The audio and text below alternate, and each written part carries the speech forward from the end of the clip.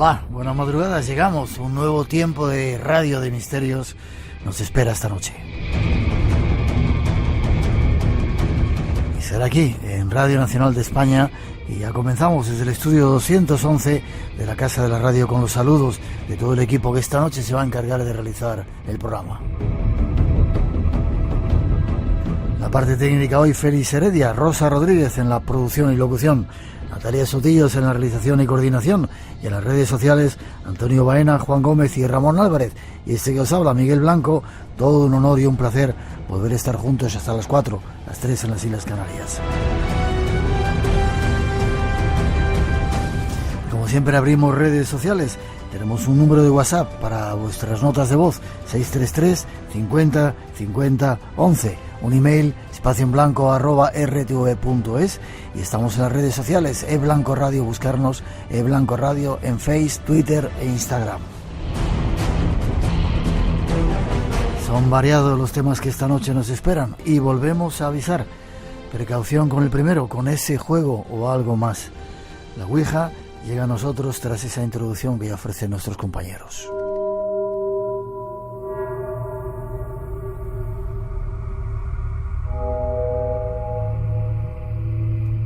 La Ouija es un tablero de madera que tiene alfabeto y números con el que supuestamente se establecería contacto con espíritus. El tablero Ouija tiene un origen impreciso. Algunos lo sitúan en la moda espiritista de hacia finales del siglo XIX, que dio lugar a una patente registrada el 10 de mayo de 1880, declarando al estadounidense Elijah Jefferson Bond como su inventor y a Teresa Maupin y Charles W. Kennard como titulares. Charles W. Kennard creó una empresa para la fabricación del tablero y comenzó a vender los primeros ejemplares en 1890. Kennard inventó asimismo el nombre Ouija, afirmando que era una antigua palabra egipcia que significaba mala suerte. Afirmaba que su origen se remontaba hasta el antiguo Egipto, aunque no presentó ninguna evidencia que probara tal afirmación.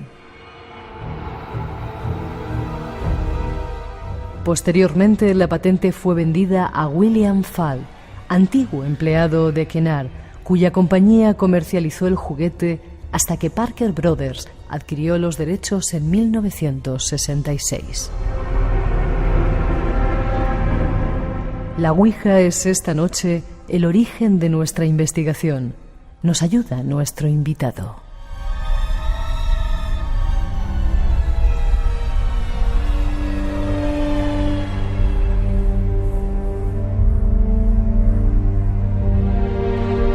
Pues vamos con uno de vuestros temas favoritos. Nos lo habéis pedido en multitud de ocasiones.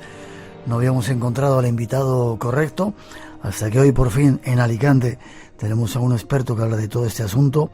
El tema es la Ouija. Nuestro invitado, Paco Azorín. Buenas noches, Paco. Hola, ¿qué tal? Buenas noches. Un placer. Aquí estamos, Miguel. Un placer que estés ahí con nosotros. ¿No sabes? Igualmente. La cantidad, dime. La cantidad de veces que hemos intentado hablar de la Ouija y no había alguien así que fuera tan experto como tú. Es que hay una cosa que no la entiendo. ¿Cómo es posible que justamente el fenómeno más practicado en todo el mundo haya tan pocos especialistas? Que lo hayan estudiado, ciertamente. Es como si fuera un tema tabú, que yo no sé por qué. Porque realmente simplemente es una comunicación telepática. Sí. Y es una cosa relativamente sencilla cuando profundizamos en ella. Hoy vamos a tratar de descubrir un poquito más todo ello, ¿vale? Gracias a Miguel Ángel Díaz, nuestro compañero en Alicante, y a Félix Heredia aquí en Madrid, que controla nuestro sonido y que van a hacer que todo este tema se pueda desentrañar. Empezamos, si quieres, por el principio. ¿Qué es eso de la...? Bueno, no te he presentado, licenciado en Ciencias Químicas, llevas un montón de años trabajando en la enseñanza y un montón de años investigando este fenómeno. Pertenecías, no sé si sigues perteneciendo a la SEIP. Sí. Sí, desde hace ya tiempo. Y yo actualmente soy presidente del FIM. FIM significa Centro Investigaciones Metapsíquicas, de aquí de Alicante. De Alicante, vale. Una de las primeras personas que ha estudiado a fondo lo que es la Ouija. ¿Cómo se puede definir la Ouija para la gente que no la conozca, con todas las precauciones que hemos hecho al principio y que vamos a seguir haciendo? ¿Cómo se puede definir? Mira, la Ouija es un contacto telepático, eso en primer lugar, que nos permite pues conectar con esas inteligencias que también tienen que dominar ese fenómeno telepático. Esas inteligencias pueden estar en nuestro mismo plano, en nuestro mundo material, por así decirlo, pero también podrían estar incluso, yo diría incluso, en otros planos dimensionales. De ahí la gran variedad, la gran fortaleza que tiene la Ouija, que se puede conectar con inteligencias que están fuera de nuestro plano dimensional. Vale, ya has definido un poco el asunto y has dado unas cuantas teorías, luego trataremos de ver si hay otros puntos de vista. La historia, ¿cuándo surge este asunto? ¿En tiempos de las hermanas Fox del espiritismo o es anterior todavía? Mira, se ha dicho muchísimas cosas, pero ninguna es cierta.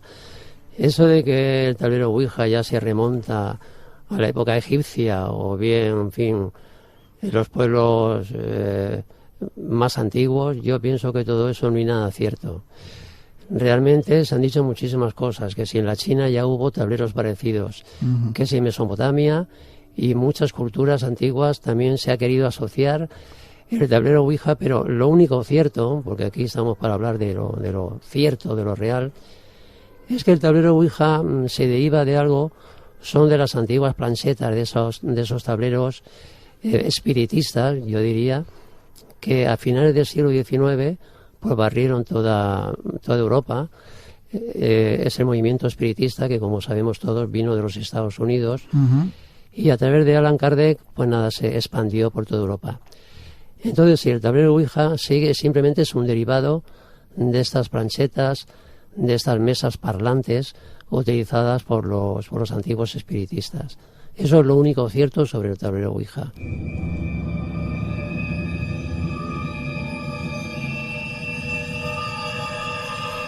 ¿Qué elementos, Paco, debe tener un tablero?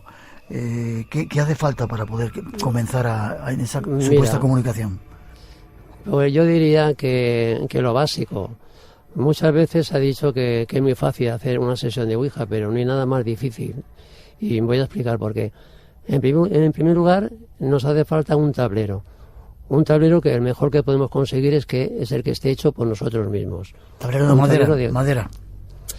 Yo diría que no, porque la madera, si ponemos un pequeño vasito o una anilla de madera, vamos a obtener un ruido indeseable, un chasquido indeseable. Yo siempre recomiendo que tengamos simplemente, o que se construya con una pequeña hoja finísima y si puede estar plastificada mejor que mejor. Así lo que es el vasito o lo que es la anilla resbala perfectamente sobre esa superficie totalmente plastificada. Después, lo que es una cosa fundamental es que ese tablero Ouija tenga lo que yo llamo el código. El código tiene que estar constituido por letras y números y algunas palabras clave como espíritu, extraterrestre, intraterrestre, etcétera, etcétera. Después nos haría falta un máster que puede ser perfectamente un pequeño vasito de esos de cristal, totalmente transparente, para que cuando se deposite sobre la letra, sobre el número, pues naturalmente veamos qué letra o qué número es. Después nos haría falta lo fundamental, que es la joya de una sesión de Ouija, un grupo de participantes, que tienen que ser personas muy afines, que se conozcan, que tengan la completa seguridad de que ninguno va a cometer pues ninguna pifia, ningún engaño, ninguna cosa que perjudique. Más cosas. Yo creo que es una cosa fundamental que la gente no la sabe. Muchas sesiones de Ouija no se llevan a buen puerto porque no hay un medium. Dentro de ese grupo participante tiene que haber una persona que perfectamente sea capaz de canalizar. Es un channel, es un hilo conductor.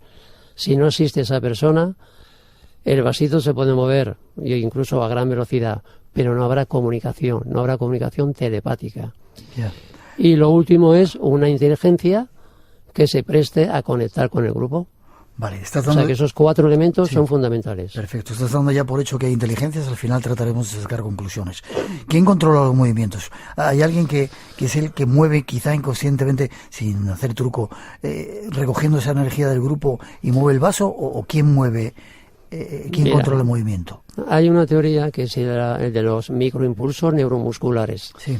Pero yo no estoy de acuerdo con esa teoría porque podemos comprobar cuando se hace una buena sesión de Ouija, con todos los elementos, con todo lo que tiene que haber, que el vaso se mueve a tal velocidad, no solamente son velocidades lineales, sino que a veces son velocidades angulares que los dedos de los participantes pierden el contacto. Ahí es imposible que eso se pueda fabricar o se pueda construir con microimpulsos. Haría falta macroimpulsos. Por tanto, la teoría, que aquí, claro, más que teoría, son hipótesis de trabajo. Todos van a ser hipótesis de trabajo, porque el fenómeno Ouija no es ninguna panacea, falta muchísimo estudio, y por tanto todo van a ser hipótesis de trabajo. Mi teoría, o mi hipótesis de trabajo, que es diferente, pues es que quien desplaza a última hora el máster es la entidad con la que conectamos. Esta entidad tiene que, por supuesto, saber y dominar el fenómeno telepático, y quizá también domine la técnica de la telequinesia, o sea, mover un objeto a distancia. La entidad con la que se conecta en la sesión de Ouija es la que recoge todas las energías depositadas por los integrantes del grupo y la suya propia, ojo, y la suya propia, es capaz de aglutinarla toda y proyectarla sobre el máster para que el máster se dirige hacia una letra o hacia el número que la entidad quiere. Cuando se hace una verdadera sesión de Ouija, donde los participantes y la entidad hacen un intercambio de información, pues naturalmente yo pienso que no puede haber ninguno de las personas que participan en el grupo que sea la que mueva, la que desplace el vaso. Si eso fuera así, se estaría haciendo trampa, se estaría haciendo truco. Eso ya no es una sesión de Ouija. Lo desconocido te aguarda en un lugar. Espacio en Blanco con Miguel Blanco en Radio Nacional de España. Y esta noche con Paco Azorín, desde Alicante, hablando de un tema que nos habíais pedido con todas las precauciones del mundo. Tu primera Ouija, ¿la recuerdas? He visto algunas fotos en las que estabas con el gran maestro Fernando Jiménez del Oso también haciendo o participando o interviniendo en una experiencia de estas. ¿Cuál fue tu primera? Sí, con Fernando fue en un congreso en Ellín. Pero bueno, la primera que tú me preguntas fue con una persona que la tengo aquí a mi izquierda, que era mi novia en aquel tiempo, hoy en día es mi mujer. Uh-huh. Entonces yo siempre digo, y lo tengo que reconocer, lo he colocado en mi libro, que pasé miedo. Esa primera sesión pasé miedo. Sí. Porque yo, claro, acababa de terminar químicas, reconozco que yo tenía mi mente cuadriculada, científica, pero totalmente cuadriculada.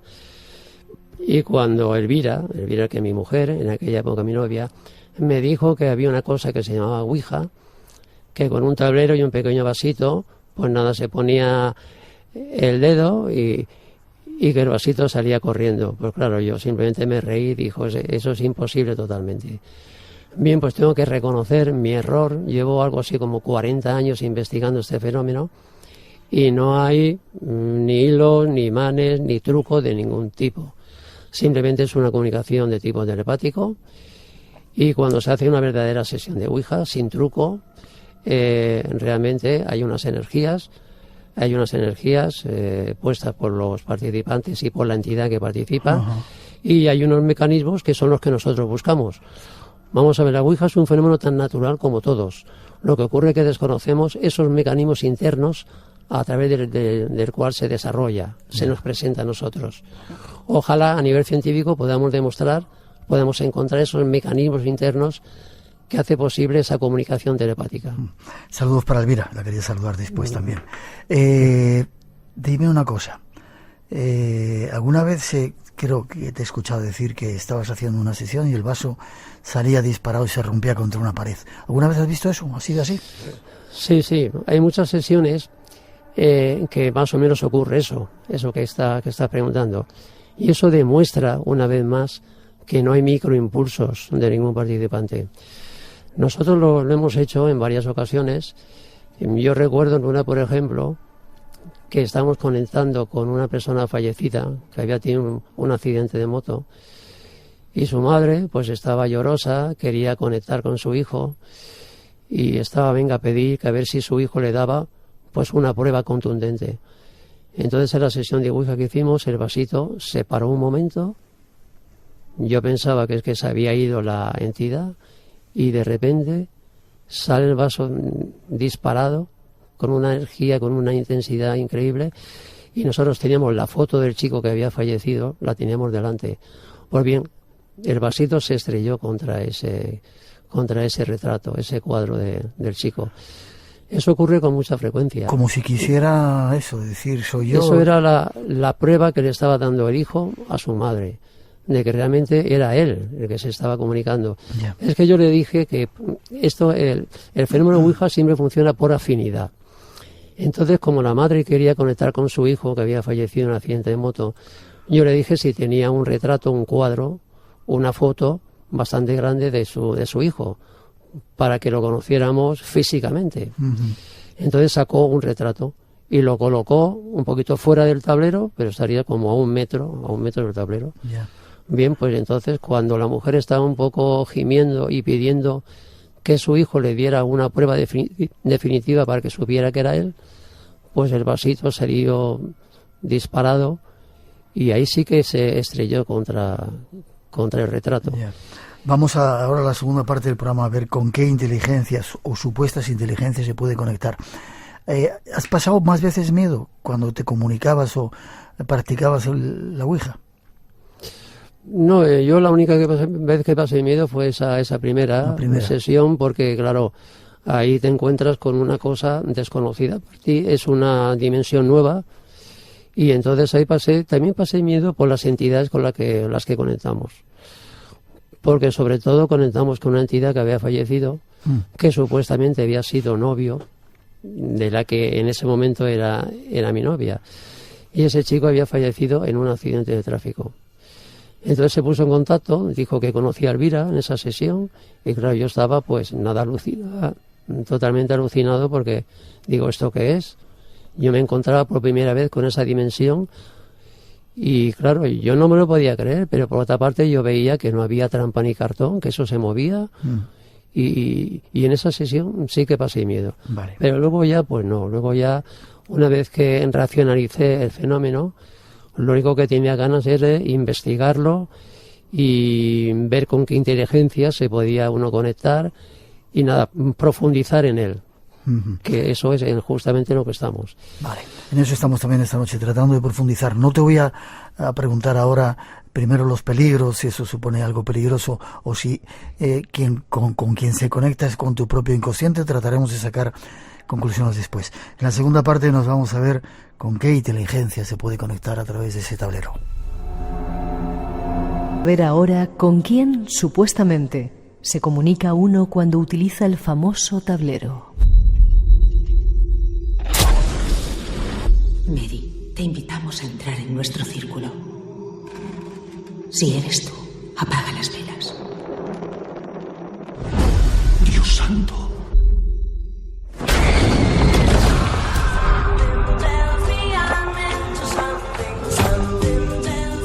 Espíritu, ¿puedes oírme? Sí, te oímos. Y también te vemos. ¿Con quién estás hablando, Doris? Papá, ¿estás ahí? ¿Quién eres?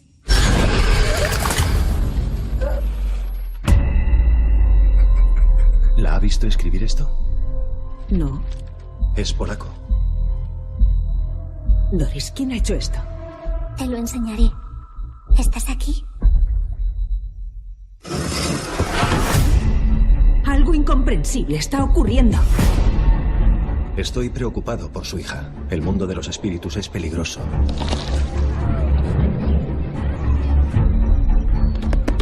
¿Qué haces? ¡No soy yo!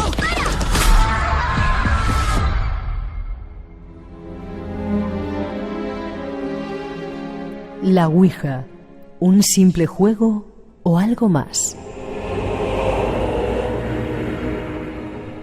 ¿Podemos comunicarnos con seres de otro mundo, de otras dimensiones, del más allá? Nuestro invitado nos da más datos.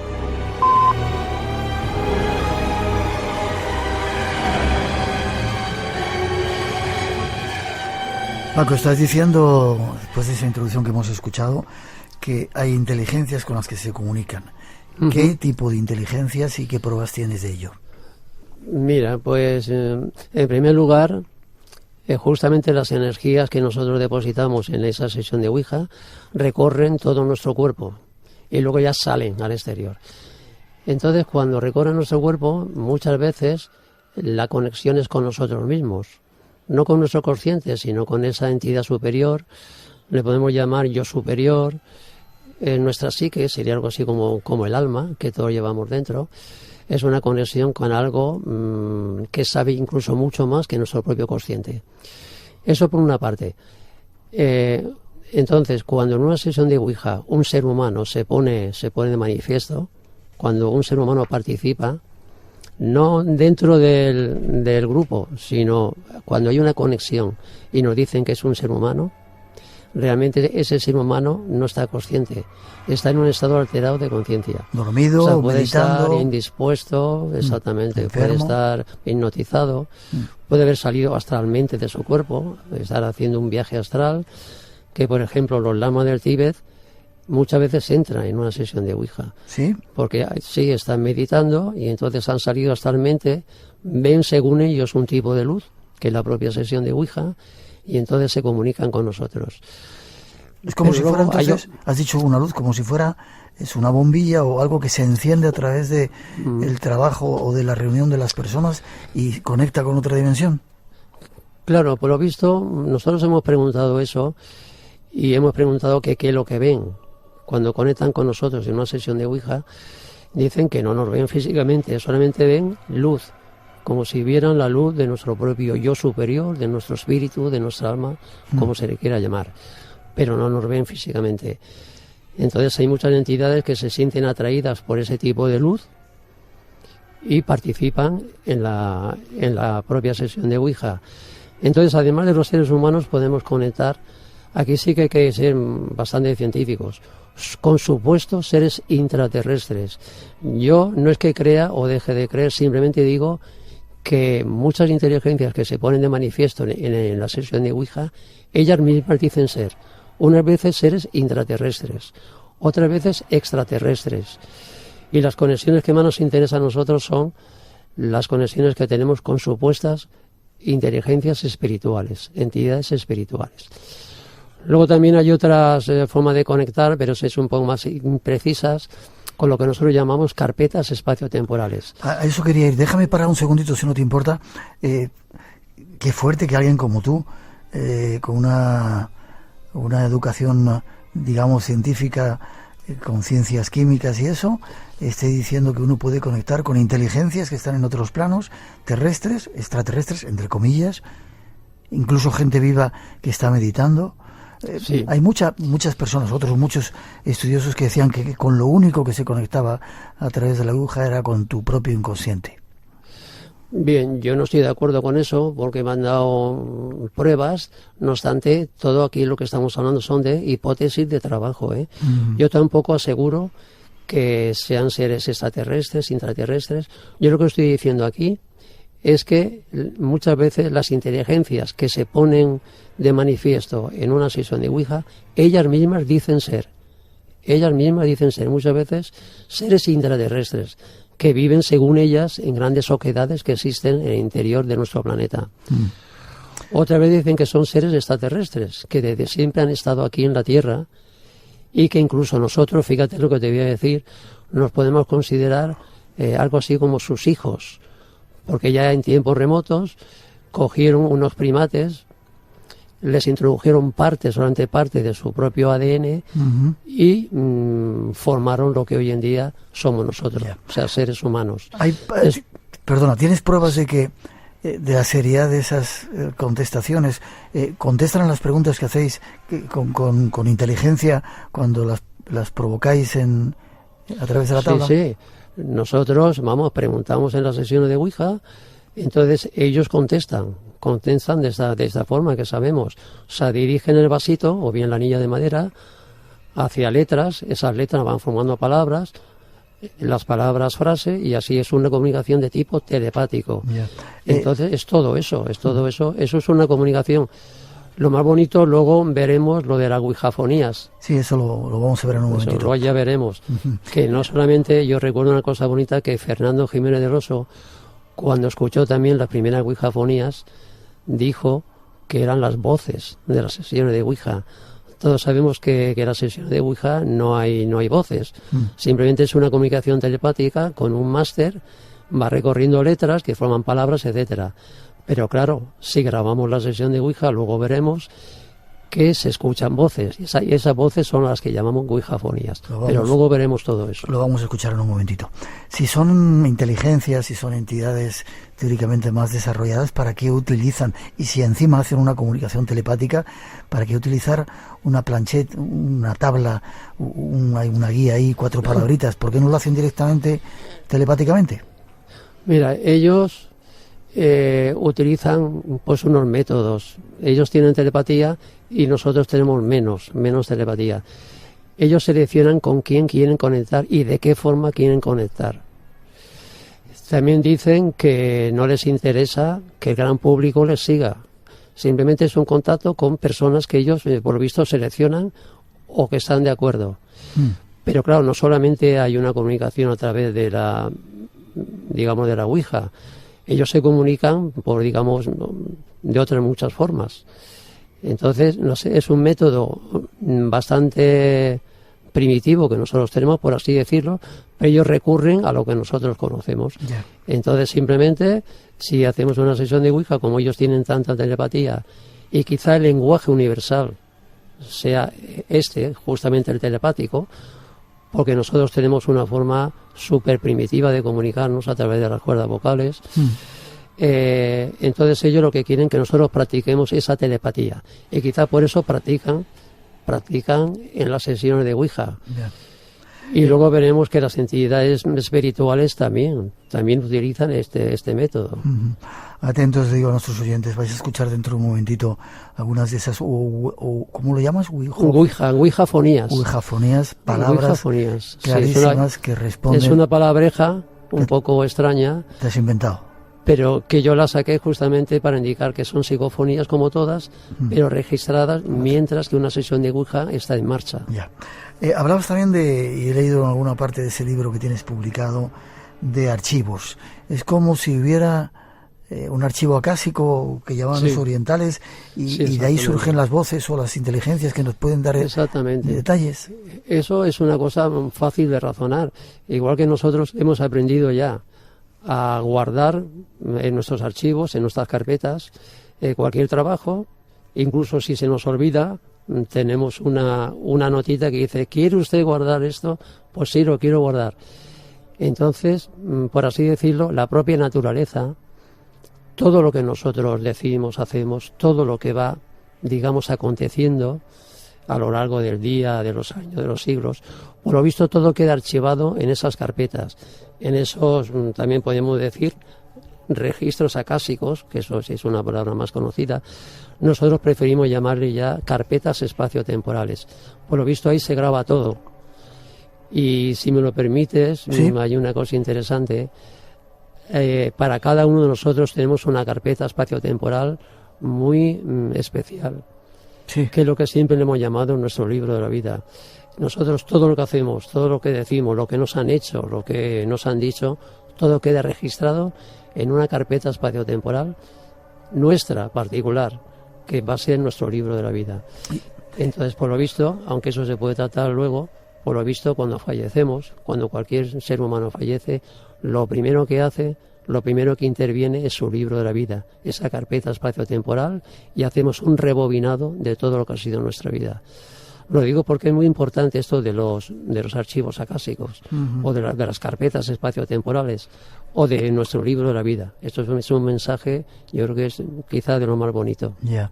Y uno puede, a través de ese método que es la Ouija, conectar con esos archivos espaciotemporales y sacar informaciones. Sí, porque a veces conectamos con un algo que no se define. O sea, no dice si es un ser extraterrestre, intraterrestre, una entidad espiritual. Simplemente se nos va suministrando pues una información que no sabemos de dónde sale, y eso incluso se nota más en las carpetas grabadas. O sea, cuando nosotros grabamos una sesión de Ouija, Sí. a veces obtenemos unas grabaciones, pero es una cosa curiosísima, porque no son ninguna palabreja, ninguna frase, sino simplemente es como si nosotros estuviéramos escuchando una conversación entre personas que se hablan, que se dicen cosas, y lo que no sabemos si esa conversación pertenece a nuestro pasado, a nuestro presente, u ojo, a nuestro futuro. Porque el tiempo en esos planos dimensionales tampoco sabemos cómo transcurre. Entonces sí, son como unas carpetas espaciotemporales donde está grabado una serie de cosas. Hemos dicho que antes se graba todo. Y a veces es curiosísimo. Una vez un ser extraterrestre nos dijo que si nosotros supiéramos utilizar bien esas carpetas espaciotemporales, podemos hacer un viaje al pasado, al presente o al futuro, porque nosotros pinchamos al azar. Igual podemos obtener información de una carpeta que pertenece al pasado, que a nuestro presente, que a nuestro futuro. Eso significaría que el futuro está escrito ya. No vamos a entrar en ese asunto. Claro. No vamos a entrar en ese asunto. Claro. Avanzo de nuevo a nuestros oyentes. Dentro de nada, en la tercera introducción que vamos a preparar, vamos a escuchar alguna de esas voces y ya veréis qué increíbles que son. Casi para terminar esta parte, Paco, ¿cuántas personas estáis en las sesiones que vosotros realizáis? Bien, nosotros, eso también es la clásica pregunta, o sea, ¿cuántos pueden participar en una sesión de Ouija? Lo lógico es que sean 4 o 5, todas aquellas que puedan o que quepan en la periferia del máster. Si es un pequeño vasito, pues a lo mejor solamente pueden colocarse 4 dedos. Pero, por ejemplo, si fuera un máster mayor, se podían colocar más, 5, 6 o 7 dedos. Yeah. Pero claro, el máster tiene que ser proporcionado con las letras, con el tamaño de las letras y de los números. Porque el máster, claro, si se deposita sobre la D, tiene que abarcar solamente el diámetro de la D. Normalmente, normalmente ¿cuántos sois? Somos 4 personas. 4 personas. Cuatro Vale. personas. Déjame que ponga otra introducción, que no quiero entretenerte mucho más, para enseguida ir a escuchar esas extrañas voces. Preparaos, lo que vais a escuchar es lo que nuestro invitado Paco Azorín llama ouijafonías, y ya veréis qué sorprendentes son. Radio Nacional de España se mueve contigo. Conocías Gaza a través de las noticias. Ahora conoce la franja junto a nuestra corresponsal Cristina Sánchez. Cientos de estudiantes se gradúan en las universidades. Vivir Gaza. Palestinas que me pedían Escucha la temporada completa. Fuera a cenar a sus casas. He regresado para visitar un estudio de grabación y no a documentar la muerte. Vivir Gaza. Solo en podcast. En rne.es y en nuestra aplicación. Radio Nacional de España. En Radio Nacional tenemos las noches más llenas de misterio de la radio. Adelante, disfrútalas. Estás en Espacio en Blanco, con Miguel Blanco, en Radio Nacional de España.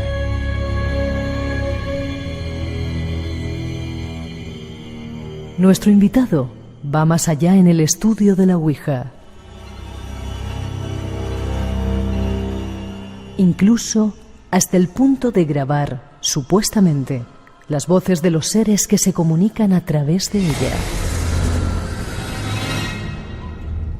Luis Mariano Fernández pregunta acerca de ello. Vamos a hablarles de ouijafonías. Es un término que ha acuñado Paco Azorín. ¿Qué es una ouijafonía, Paco? Pues mira, antes estamos comentando que las energías que se ponen de manifiesto en una sesión de Ouija se pueden utilizar para varias cosas, ¿no? No solamente para intentar ese contacto telepático. Uno de los objetivos que nosotros tenemos también es, mientras que hacemos una sesión de Ouija, grabarla íntegramente. ¿Para qué? Pues para ver si recogemos voces psicofónicas. Entonces, una ouijafonía sería algo así como una psicofonía, como todas, pero obtenida en el transcurso de una sesión de Ouija. ¿Qué característica tienen estas psicofonías especiales llamadas ouijafonías? Pues muy sencillo. Son psicofonías muy específicas, muy especiales, que como hay tanta energía en una sesión de Ouija, hay tanta canalización, yo creo que tienen un sello especial. El sello especial es que suelen ser bastante potentes y bastante claras, como vamos a comprobar ahora. O sea que simplemente una ouijafonía sería una psicofonía como todas, lo que pasa que obtenida en el transcurso de una sesión de ouija. Voces que se graban a lo largo de la sesión de ouija.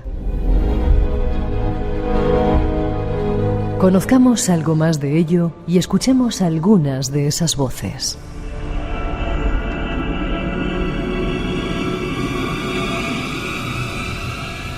Pues ahí están esos pequeños datos. Quizá aclarar, Paco, qué es eso de las masterfonías que hablas también. ¿Qué es una masterfonía? Pues mira, es una psicofonía como todas, lo que pasa que obtenida por un método bastante curioso. Simplemente sabemos que hay grabadoras que son grandes. Yo recuerdo la famosa Philips negra que siempre recomendaba Pedro Amorós. Pues bien, si en una grabadora que está dispuesta a grabar, o sea que ya está grabando, pone el dedo sobre la grabadora 5, 6, 7 o incluso 10 personas, porque es una grabadora grande, resulta que cuando hay contacto, porque nosotros le estamos comunicando energía a la grabadora, cuando entra alguna entidad, ¿sabe qué es lo que pasa con la grabadora? No. Que se empieza a mover, empieza a girar, incluso se desplaza. Nosotros hemos visto una Philips de esas, bastante grandecita, desplazarse por toda una mesa, como si fuera un máster. Me pasa que, claro, es una grabadora que pesará sobre a lo mejor un kilo, o incluso más. Bien, entonces lo más bonito es que cuando conectamos, cuando ya se mueve esa grabadora, le vamos haciendo preguntas y nos va dejando psicofonías. Va grabando psicofonías, a las cuales le llamamos masterfonías, porque se ha obtenido a través del propio máster. Masterfonías. Curioso. Y las ouijafonías son simplemente esas voces que se graban mientras estáis realizando la experiencia, ¿no? Una sesión de ouija, exactamente. Claro, son. Lo que pasa que tienen, digamos, un atractivo especial. Y el atractivo es que las ouijafonías, por regla general, suelen ser contestaciones a las preguntas que se han hecho en la propia sesión de ouija. Claro, si nosotros en la sesión de ouija preguntamos de una manera interesante e inteligente, pues las contestaciones que vamos a obtener en esas ouijafonías también van a ser interesantes e inteligentes. O sea que tienen un atractivo especial. Vale, vamos con ellas, ¿te parece? Empezar a escuchar algunas. Nos has pasado unas cuantas. Muy bien. La primera, tú preguntáis una cosa, ¿no?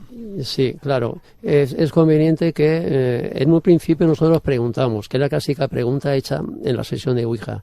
Y acto seguido vamos a oír la correspondiente ouijafonía, que estará repetida 3 o 4 veces. Muchos oyentes dirán que por qué repetimos esa voz ouijafónica 3, 4 o 5 veces. Pues lo hacemos para que nuestro oído tenga el tiempo suficiente de poderla interpretar, porque hay que tener en cuenta que esas psicofonías o estas ouijafonías no son palabrejas nuestras, producidas por ninguna glotis, por ninguna garganta. No sabemos exactamente, parece ser que estas entidades lo que hacen es que condensan nuestra propia energía o ruidos ambientales y son capaces de introducirlos en nuestras grabadoras. Vale, y entonces, siempre, disculpa, son respuestas inteligentes a la pregunta que hacéis. Generalmente suelen ser contestaciones a las preguntas. Algunas veces es una contestación un poco indirecta, pero ya te digo yo que generalmente suelen contestar a las preguntas que nosotros hacemos en la propia sesión de ouija. Vale, pues vamos con ellas. La primera. Sí, la primera, nosotros preguntamos en la sesión de ouija, inmediatamente que trascendemos a la otra dimensión, ¿hay algún guía que viene a recibirnos? Y luego hay una ouijafonía. Hay una grabación que dice guías, en plural, guías. Está repetida 3 veces. Vamos a escucharlo. Inmediatamente que trascendemos a la otra dimensión, ¿hay algún guía que viene a recibirnos?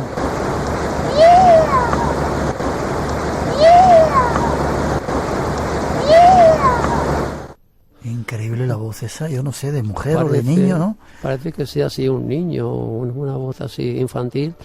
Pero lo más interesante es que aquí preguntamos si hay algún guía, y nos dicen guías, en plural, como diciendo no uno solo, sino suelen ser varios. Curioso. Vamos a la siguiente, a la que tú nombras como número 1. 01. Aquí preguntamos simplemente en la sesión de ouija, ¿fuiste amigo de la familia? Y hay una voz ouijafónica que nos dice de la familia que está muerta, como indicándonos que sí, que fue amigo, pero de los que ya están fallecidos, de los que ya están muertos. Esta voz ouijafónica está repetida 5 veces. Vamos a escucharla. Lo escuchamos. Fuiste amigo de la familia. De la familia de Tobo. De la familia de Tobo. De la familia de Tobo. De la familia de Tobo. De la familia de Tobo. Bien, dejo claro eso de que nosotros repetimos varias veces para que nuestro oído le dé tiempo a interpretar correctamente. Vamos a saltar la 2 y vamos a la 3 si te parece. A veces cuesta un poquito entender lo que dicen, aunque muchas otras son claras, más claras incluso que las propias psicofonías que conocemos. La tercera. Vale, con la 03, sí. Nosotros preguntamos en la sesión de Ouija y la otra abuela, y hay una voz que dice perdido en el cielo, o sea que se ha perdido la abuela en el cielo. Lo escuchamos. ¿Y la otra abuela? Ha perdido en el cielo. Ha perdido en el cielo. Ha perdido en el cielo.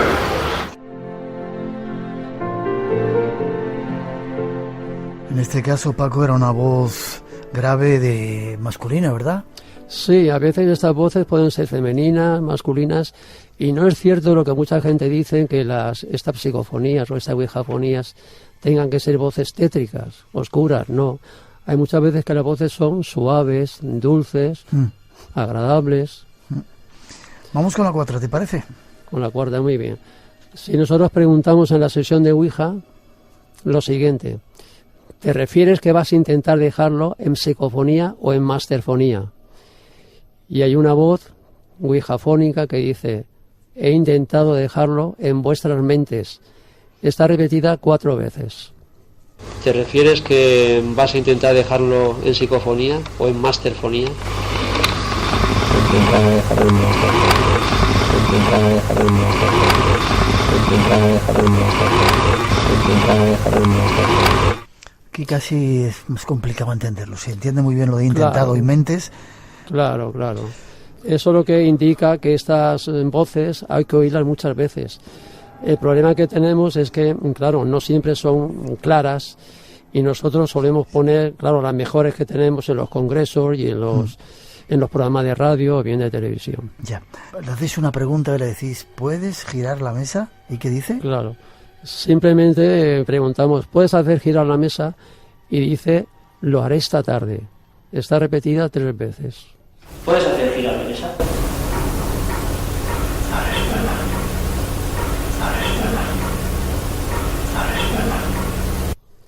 Con chulería y todo suave, diciendo. Sí, pero bueno, como con chulería diciendo: déjate que lo hago un poquito más tarde, ¿no?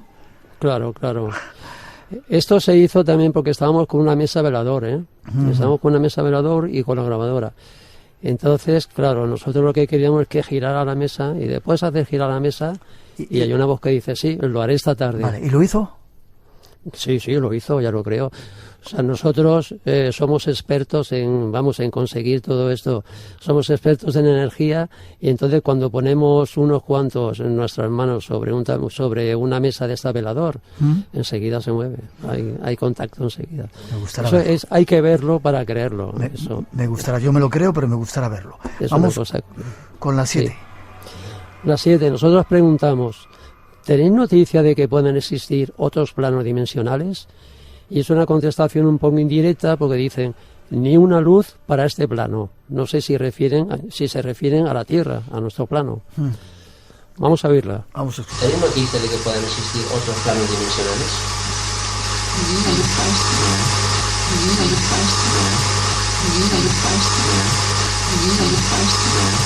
Esta está bastante clara. Una voz. Es una voz de mujer, ni una luz para este plano. Bueno, pues como sea nuestro, ya ves que lo tenemos claro. Ni una luz para nosotros. Ya.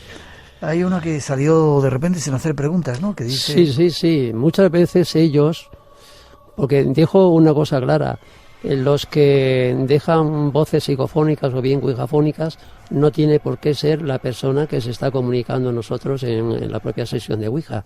Son otras entidades que purulan y que están rodeando la propia sesión de Ouija. Entonces a veces nos dejan un mensaje más o menos claro Y aquí nos dicen amor para todos. Está repetida 4 veces. Lo escuchamos. Amor para todos. Amor para todos. Amor para todos. Amor para todos. Lanzan ahí un mensajito, ¿no? Como los hippies. Sí. Ahí os dejo eso. Vale, 2 más casi para terminar. ¿Viste? La número 9, sí. 09. Ahí también preguntamos, ¿viste a tu abuela y a mis abuelos? Y esta voz ouijafónica es muy importante, porque se desentiende de las abuelas y los abuelos y dice, revisé mi vida. Como diciendo, lo primero que tenemos que hacer todos al fallecer es una revisión de nuestra vida. Está repetida 4 veces. Vamos a oírla. ¿Viste a tu abuela y a mis abuelos?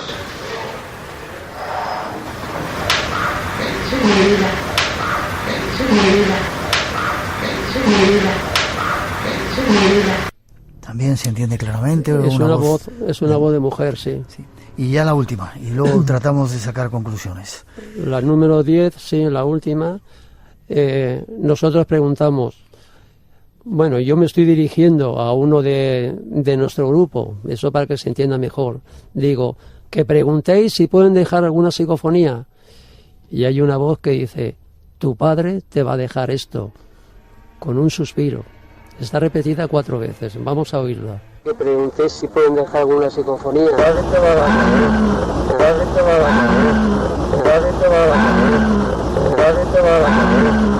Tremenda esta, ¿eh? Espacio en Blanco. Cada madrugada de sábado a domingo, la magia del misterio te espera en Radio Nacional de España. Esa magia esta noche con Paco Azorín, hablando de eso que nos había despedido con todas las precauciones del mundo. Paco, ¿no te parece, bueno, qué peligros puede haber en esta historia? ¿Y no te parece peligroso que de repente se venda o se haya vendido en los grandes almacenes como un juego en el que pueden jugar niños de 3 a partir de 3 años, jugar con eso, que es muy llamativo entre los jóvenes o los adolescentes, les llama mucho la atención y que quieren hacerlo y que de repente se pueden asustar porque sale el diablo muchas veces y el diablo le dice que se va a morir? ¿No te parece peligroso? Claro que sí. Yo creo que es mejor darles formación y darles información, que no que lo hagan ellos por su cuenta y riesgo. Ya, siempre con un adulto, alguien que sepa cómo. Siempre con un adulto, con una persona que tenga mucha idea y que se haya sacado, por así decirlo, el carnet de conducir. En este caso sería carnet de conducir una sesión de Ouija. Sí, señor. Déjame que me sea un crítico terminando. Hay muchos psicólogos que hemos podido hablar con ellos, que cuentan que sus consultas estaban llenas de personas que habían comenzado a jugar con la Ouija o a practicar este tipo de cosas y sin embargo se habían visto afectadas por extrañas fuerzas, posesiones, obsesiones, vete a saber. ¿No hay que poner un punto ahí de precaución, de decir cuidado? Sí, pero yo simplemente le diría a esos psicólogos o a esos psiquiatras lo siguiente. Las sesiones de Ouija, el tablero nunca puede ser peligroso, porque es una cosa amorfa, es una cosa material. El máster tampoco. Entonces, ¿dónde radica justamente la peligrosidad de las sesiones de Ouija? En los seres humanos y en la entidad con la que conectamos.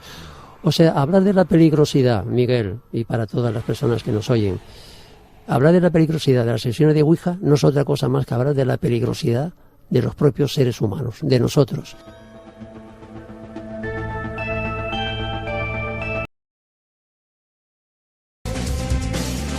Regresamos después de la información de las 3, las 2 en las Islas Canarias, programa especial del Espacio en Blanco, con nuevos temas, nuevos misterios para ir investigando. Los saludos a todos en cualquier parte del mundo que estéis escuchando el programa a través de podcast, a través de la radio online o en directo en Radio 1 o Radio 5 de Radio Nacional.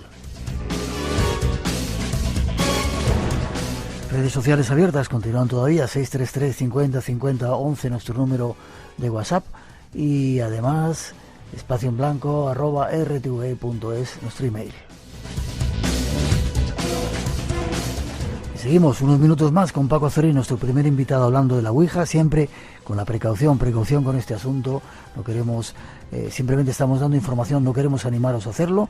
Y después, si os atrevéis, llega el guardián del cementerio y un estudio de diferentes religiones acerca de puntos de vista que queremos que conozcáis. El Espacio en Blanco continúa. Paco Azorín, última pregunta. Hay gente que dice que han entrado espíritus negativos. ¿Pueden entrar esa serie de entidades a través de esa luz que se enciende cuando hacéis una práctica y hacer daño? La Ouija funciona por afinidad. Si se reúnen, que yo los he visto, unos presos con delito de sangre, van a acudir a ellos inteligencias de su misma condición. Y es posible que el vasito salga despedido, que haya pues un olor a azufre y otros fenómenos concomitantes con la propia sesión de Ouija. La mayor y la mejor protección que podemos tener en una sesión de Ouija somos nosotros mismos. Yo siempre digo que, por favor, cuando una persona quiera hacer una sesión de Ouija, que elija muy bien a las personas con las que quiere estar. Tienen que ser personas afines, con un pensamiento parecido a la suya, personas limpias de mente, de cuerpo y de alma, por así decirlo, personas que no estén dispuestas a engañar, y hay que elegir muchísimo. Yo, y exactamente Elvira, que está aquí conmigo, jamás haremos una sesión de Ouija con personas desconocidas. Ya. Formación e información es lo que hay que tener casi siempre y lo que hemos intentado. Ahora te despido.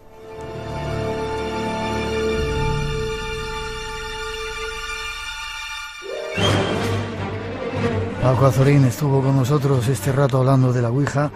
Elvira, te saludo, Elvira Clemot. Paco, has escrito un libro, no tienes redes sociales, eres un bicho raro, los pocos que quedan, pero el libro, ¿cómo se llamaba? Si hay alguien que quiera saber algo más. Las claves del fenómeno Ouija. Las claves. Está en la editorial Círculo Rojo, sí. Se llama Las claves, ahí hablo de todo esto, de las entidades, de la peligrosidad, de todo lo que hemos comentado esta noche. Muchas gracias, Paco, espero que hayas disfrutado estando con nosotros. Pues sí, gracias a vosotros, porque nosotros lo que queremos es poder divulgar estas investigaciones nuestras, y gracias por tu programa. Seguro que va a llegar a muchísima gente y muchísima gente que no sabía exactamente si podía hacer una sesión de Ouija. Yo creo que esta noche se habrá enterado. Así lo espero. Gracias, un abrazo para los dos. Gracias a Miguel Ángel Díaz, nuestro compañero ahí en Alicante. Te deseo lo mejor y seguimos en contacto, ¿vale? Vale, gracias a Dios. Hasta muy pronto. Adiós. Ponte en contacto. Espacio en blanco @rtve.es. Tu cita con el misterio en Radio Nacional de España.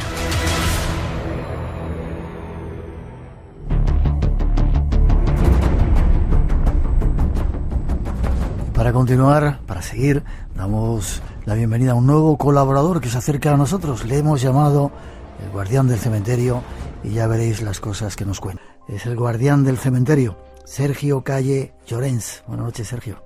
Buenas noches, ¿qué tal? ¿Cómo estamos? ¿Cómo te gusta guardar el cementerio, Muchísimo, soy el guardián perfecto. Después de mi novela, ahí estamos. Una novela basada en una historia real que había ahí en un cementerio en Málaga.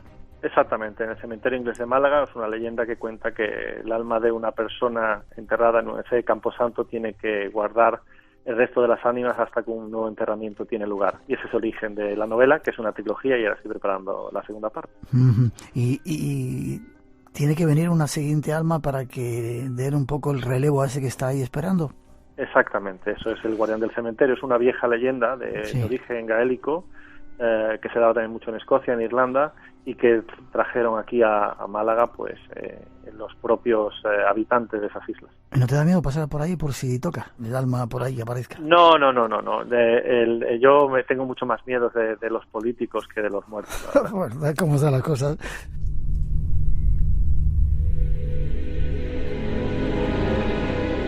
Pues con Sergio, el guardián del cementerio, que acaba de llegar de viaje y está a punto de salir de viaje, nos vamos a hablar de un tema controvertido que últimamente está volviendo de nuevo a la palestra, que tiene que ver con los objetos volantes no identificados, ¿verdad? Exactamente, estamos hablando del Roswell británico. Es un caso realmente espectacular y que hiela la sangre, no solamente por las connotaciones que tiene, sino porque es el caso ufológico más documentado, al menos en Europa. Está en un bosque, ¿no? El bosque de Suffolk. Sí, está concretamente, Rainelham está en un condado de Inglaterra, en la capital de Sandwich. Están básicamente, para que la gente se oriente, en el este de Inglaterra. Pertenece a la Comisión Forestal. Allí había dos bases británicas de la RAF, a Bestwater y la Woodbridge, y en aquel entonces, los años 80, pues estaba bajo el control de los Estados Unidos de América. ¿Y qué pasó? Bueno, este es la noche del 26 de diciembre de 1980, pues se recibe un aviso que dice así: tenemos una observación inusual de algunas luces en el cielo y hemos enviado a algunos soldados desarmados para investigar. Estamos persuadidos de que se trata de un ovni. Y aquí empieza la aventura.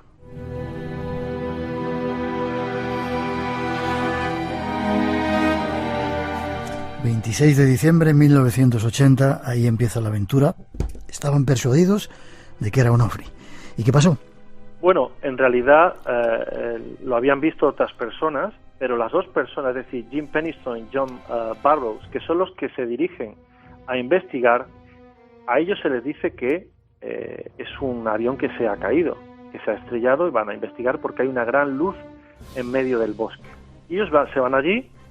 Perdona, ¿eran americanos o británicos los que van? Americanos, porque las bases eran de Inglaterra, pero estaban bajo un control americano, y todo el personal que vamos a hablar ahora pues es del ejército de los Estados Unidos, de la Fuerza Aérea. Así que se dirigen allí, y cuando están llegando se dan cuenta, a unos metros de distancia, que aquello no es un avión convencional, sino un pequeño artefacto triangular que desprende una extraña luz anaranjada, roja y verde, que no tiene ninguna de las cualidades características de un avión, y que parece ser de un cristal negro. ¿Qué me dices? Sí, aquello le ciela la sangre, e incluso Jim Penniston llega a decir posteriormente que se iba acercando y veía como si estaba pisando una especie de charco de agua, y aquello empieza a convertirse en algo realmente extraño.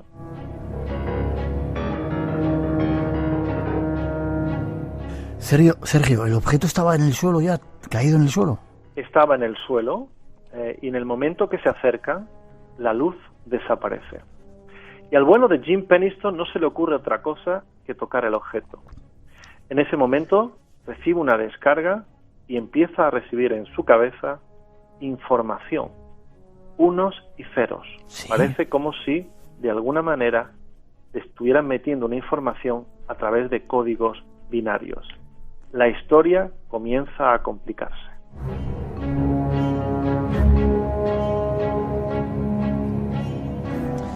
¿Y qué pasó más? ¿Nos tienes en ascuas? Bueno, él de pronto pues ve que hay también una especie de jeroglíficos. Él empieza a recibir esta información, se queda un poco cegado, piensa que incluso ha perdido la visión. Su compañero no da crédito a lo que está viendo, y de pronto pues este objeto se eleva por el claro del bosque y desaparece.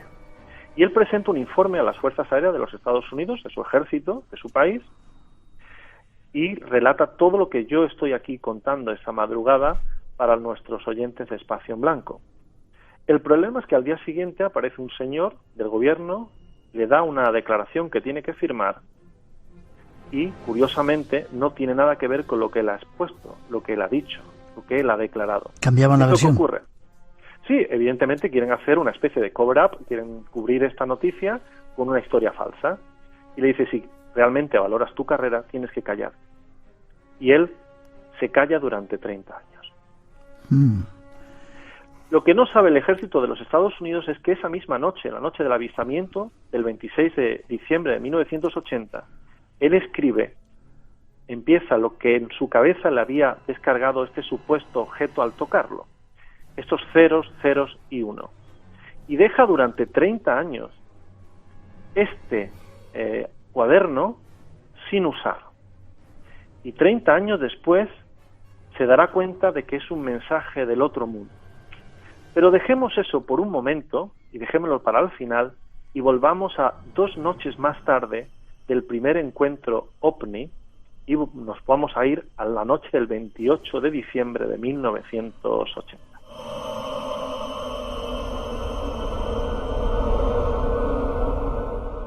Pleno invierno, una noche fría de diciembre, a punto de finalizar el año. ¿Y qué ocurrió? Bueno, está en la base una fiesta navideña con todo el personal, cuando uno de los miembros de la seguridad de la base abre la puerta de forma abrupta y se dirige al el teniente coronel Charles Holt y le dice en inglés, Sir is back, Sir is back. Señor ha vuelto, señor ha vuelto. Y le dice que el ovni ha vuelto. Charles Holt, que era la persona más descreída de estos temas ufológicos, decide montar un grupo para investigar con la única misión de desacreditar el fenómeno y decirles, ¿veis? Todo es mentira. Todo era mentira. ¿Y? Bueno, él avanza con sus soldados y de pronto lo imposible. Se encuentran a un ovni que está aterrizado y él empieza a grabarlo, porque ese señor tenía siempre hacía lo mismo, llevaba una grabadora para acreditar todo aquello que él estaba investigando. Y se da cuenta de que aquello se está moviendo hacia ellos y empieza a decir, no me lo puedo creer, viene hacia nosotros, viene hacia el este, y de pronto aquella cosa, después de muchos minutos, empieza a parpadear diferentes colores, y cada vez que ellos intentan acercarse, aquella nave empieza a alejarse, hasta que va hacia ellos de nuevo, como acabo de contar, y hace una luz muy fuerte, casi les ciega, aquello parece como una especie de explosión, y aquello desaparece.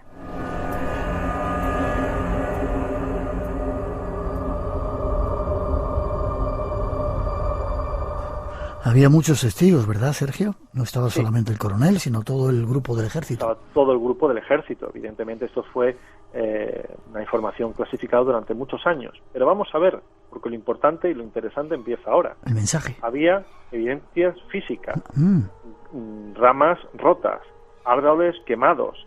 Había huellas del objeto que se había posado en el suelo e incluso radioactividad.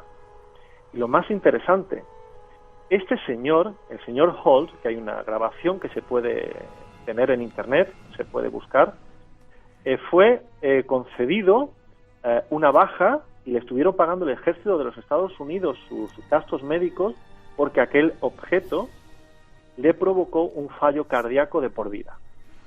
El propio senador John McCain, que estuvo en las elecciones contra Trump por el ejército, por el Partido Republicano, fue el que se interesó por el tema para que le dieran esta ayuda. Estamos hablando de un caso muy, muy serio. Uh-huh. La pregunta es obligada. ¿Qué es lo que era aquel objeto? Claro, Volvamos al mensaje. Sí. Que es lo más absolutamente increíble de toda esta historia. Ese señor, este hombre que en el año 80, pues recibe esta información, estos códigos binarios, este señor Jim Penniston, pues decide sacar este cuaderno y obviamente lo da a un experto que tiene, bueno, pues sabemos que el código binario es el lenguaje de los ordenadores, se puede traducir. Y concretamente aquí vamos a quedarnos realmente de piedra, porque hay 4 mensajes que dicen así: exploración de la humanidad, continuación del avance planetario, los ojos de nuestros ojos y el origen del año, el año 8100. Y lo más increíble, las latitudes que acompañan a estos mensajes de esta nave, fuera de donde fuere, son los siguientes. Coinciden con los lugares más sagrados de nuestro planeta, incluyendo las pirámides de Egipto, el templo de Apolo en Grecia, las líneas de Nazca, e incluso una pequeña isla que se puede decir que es la Atlántida celta de los irlandeses, se llama Bresail, como Brasil. De hecho, el nombre de ese país viene de esta palabra irlandesa, que se llama Breas, que es noble o afortunado. Y entonces, aquí es donde empezamos a preguntarles a los testigos, es decir, a gente muy preparada, qué era lo que realmente vieron en aquel lejano 1980.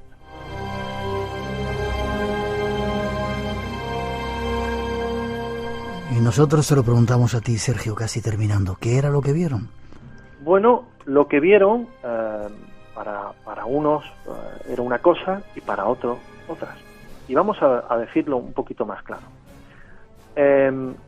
Este señor, obviamente, Penniston, nunca creyó que aquello viniera de otro mundo. Es decir, nunca creyó que aquello fuera extraterrestre. Ese fue el que recibió el mensaje, ¿verdad? Exactamente. El que tocó el ovni. Era un objeto, obviamente de origen desconocido, interdimensional, y que era claramente del futuro.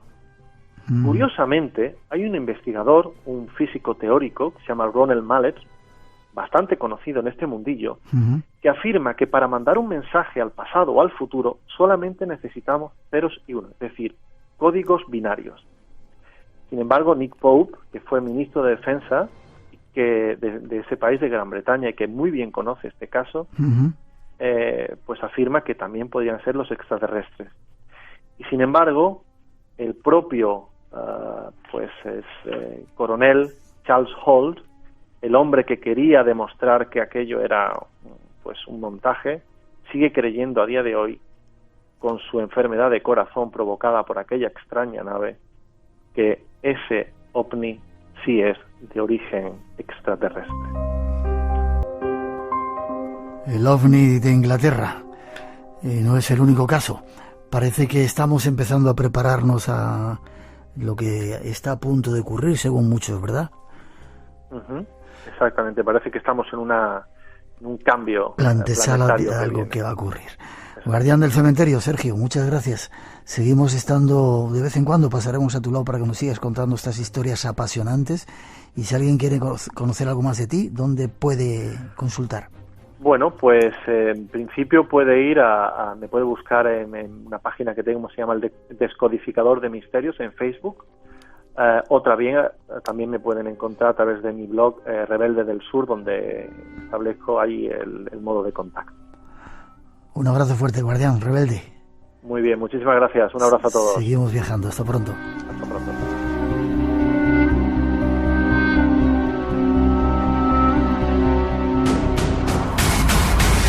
Espacio en Blanco. Tu cita con lo desconocido. En Radio Nacional de España, el misterio continúa. Hola, soy Alfredo Langa y este es un saludo para los amigos de Espacio en Blanco desde el muro de Berlín, en Bernauer Straße. Saludos a todos. Así suena el tranvía.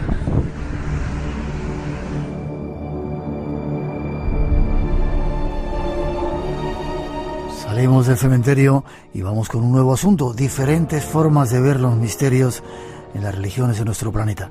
Tras esa introducción nos lo ofrecen nuestros compañeros y nuestro nuevo invitado que se hace. Escrituras sagradas del hinduismo, llévame de la muerte a la inmortalidad.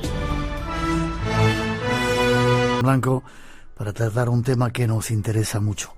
Morir, el último tabú, y él es Tony Sánchez Bernal. Le hemos encontrado en todos los sitios donde vamos, en todos los festivales, en todos los congresos. Buenas noches, Tony, ¿cómo estás? Buenas noches, Miguel. Eres como, tienes el don de la ubicuidad, estás en todas las movidas en las que nos metemos, o te metes. Y ahora mírame, aquí a tu lado. Escribiendo un libro y aquí en el Espacio en Blanco, cosa que me alegra. Un honor, de verdad, muchas gracias por la invitación. Gracias a ti. Estudiaste en la prestigiosa Escuela Internacional de Cine y Televisión en Cuba, eso no lo sabía yo. Sí. ¿Hace mucho tiempo de eso? Pues ahora ya hará como 7 años que volví. Y yo siempre lo digo, que se fue un Tony y volvió otro Tony. ¿Por qué? No, por el estudio, por la vida en sí. La verdad es que la filosofía, también la forma de ver el cine. Sí. Además, no sé si conoces la escuela, pero básicamente es estar encerrado en los campos guajiros, ¿no? Sí. Entonces, bueno, también es todo muy intenso. El estar conviviendo en todo momento con tus compañeros y en pequeña comunidad. Pues muy gratificante. La verdad es que se crea una familia allí muy bonito. ¿Hiciste un primer corto cuando tenías, ¿cuándo? ¿13 años? Pues mi primer corto fue con 16 años. 16. Que ya te puedes imaginar qué tipo de cortos son en esa época, ¿no? Pero qué gran escuela de cine. Y poco a poco pues vas buscando más y cada vez son más elaborados. Y ahora mismo pues justo ya estamos moviendo nuestro último cortometraje por festivales. Y como no, pues ya en el lío del siguiente. Sí. Sí, porque además tiene esta cosa de que cuando estás en el rodaje de un cortometraje dices, no, nunca más, me busco otra profesión, estudio cualquier otra cosa, algo nuevo, pero después se te olvida, solo te conservas los buenos recuerdos y dices, bueno, pues tocará volver. Te entra la enfermedad esa, ¿verdad? Y no lo puedes dejar. Es una enfermedad, tú lo has dicho.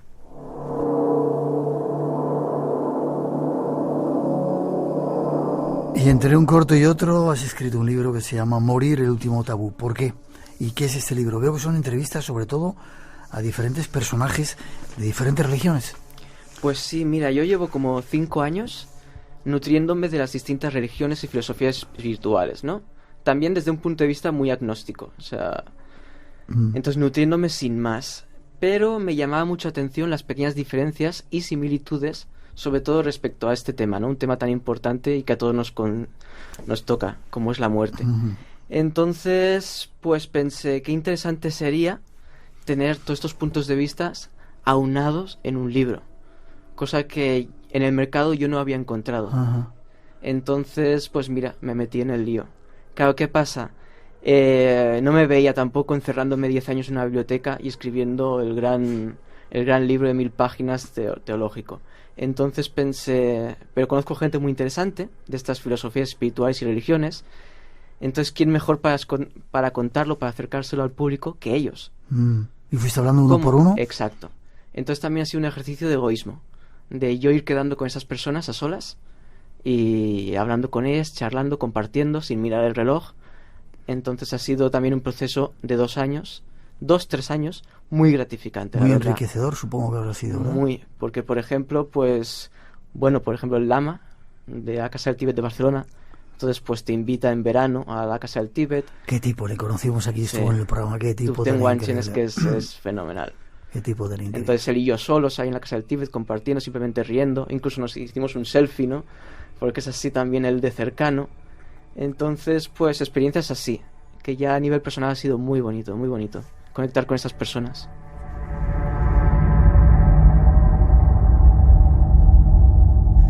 Pues si te parece, vamos, Tony, con alguna de ellas. Empezamos por cómo ven la muerte los budistas, Lama Tupten Wanchen, o algo así. Pues mira, me llamó mucho la atención la alegría con la que ven la muerte, ¿no? Ya de hecho me pasó nada más conocer al Lama. Yo lo conocí en un congreso en Navarra, en Estella, y desayunamos juntos, y aquello que le preguntabas, claro, ¿qué hablas a un Lama cuando lo acabas de conocer, no? Desayunando con él un sábado a las 9 de la mañana. Y entonces pues empezamos a hablar de la situación del Tíbet, y me llama mucha atención de, bueno, ¿y qué tal esa situación en el Tíbet, Lama? Ah, bueno, pues ayer mataron a unos compañeros míos, ja, ja, ja, ja, ¿no? Y te lo dice así riéndose, ¿no? Entonces, después al empezar a buscar un poco en su filosofía, te das cuenta de, claro que sí, de que la alegría es un día a día en su mentalidad. Y eso a mí me gustó mucho. Yo creo que estuvo en este mismo estudio, no sé si fue en este estudio, uno de por aquí, y eso, recuerdo esa alegría, ese jaja, sí. por todo. ¿Pero qué te contó de la muerte para ellos, para los budistas? Pues mira, la me llamó reencarnación, mucho la etcétera? atención, porque claro, una de las preguntas al final también es sobre los rituales, ¿no? Por ejemplo, aquí en el catolicismo esta necesidad que tienen algunas familias de hacer una misa cada año, ¿no? O incluso el primer año una misa cada mes. Entonces, claro, yo le preguntaba siempre a todos ellos, pues bueno, un poco estos ritos, esta forma de acompañar el duelo. Entonces me llamó mucho la atención del budismo de que no hacen nada, ¿no? Pasado un tiempo, se supone que ya ha reencarnado aquel ser querido, y ya está. Se olvidan. O sea, ¿para qué hacerle una ceremonia a alguien que ya ha reencarnado y Pero está otra vez en el mundo? ¿Lo creman o lo meten en la hoguera y lo queman? Sí. En todos los casos. Sí, bueno, sé que hay algún caso que está muy conocido en internet, ¿no? Bueno, que son un poco más macabros, de despedazarlo, ponerlos en el campo y que los cuervos se lo coman. Sí. Pero eso ya no me lo contó, la verdad. Y tampoco quise indagar mucho por ahí porque al final la conversación fue más sobre la muerte en sí, sobre la reencarnación, y también al final sobre cómo llevar una vida espiritual en el día a día, ¿no?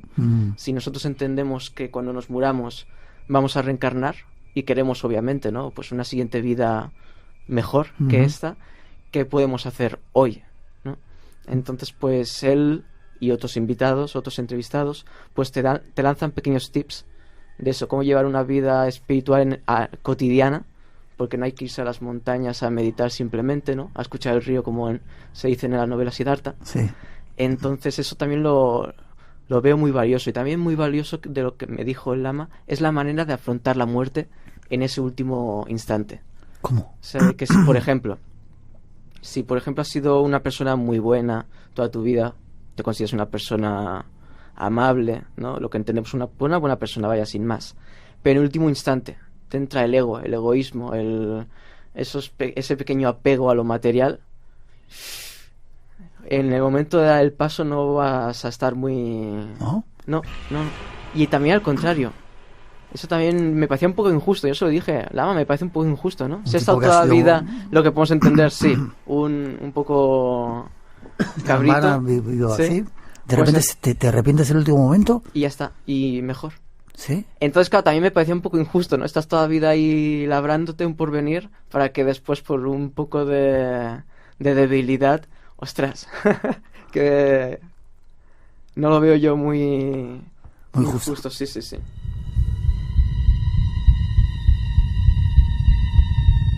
Pero ellos no tienen ese concepto dramático de la muerte como tenemos en Occidente, quizá por la influencia de nuestra religión, que luego veremos ahora, porque ¿no? Es que al final, sobre todo en Occidente, ¿no? Pero estamos muy apegados a todo lo material, a nuestras riquezas, a nuestras posesiones, al yo, ¿no? Al ego en sí. Ajá. Entonces, pues también es un poco gratificante y algo te intoxica, ¿no? El ver personas que realmente no es un porque sí, me compro una taza con un mensaje lindo, sino que realmente lo ponen en práctica día a día, de fluir con la vida, de vivir en el instante presente, cosa que a priori parece muy sencillo, pero qué difícil es. Ya.